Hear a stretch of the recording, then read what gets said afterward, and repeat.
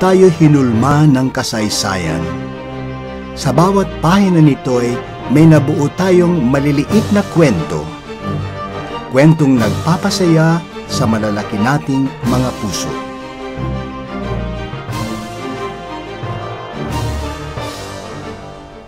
Ikaw, ako, siya, lahat tayo'y magkakaugnay. Hinulma tayo ng iisang palad. Maaaring dito ka unang nagkamalay, o kaya na may dito unang nabuo ang iyong mga pangarap.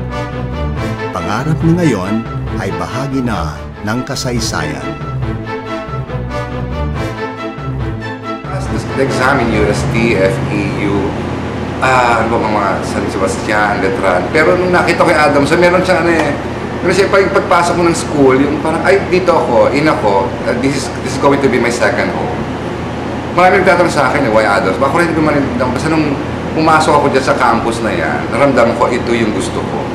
Ito yung eskwelahan na tatawagin kong sa akin.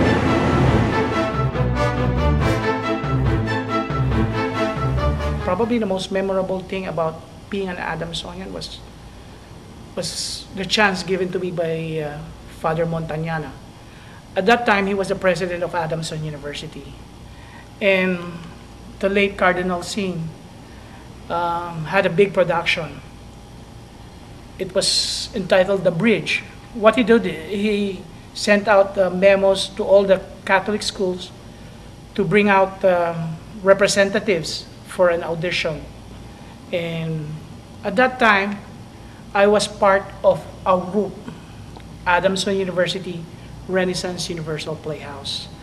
It was the elite theater group during my time.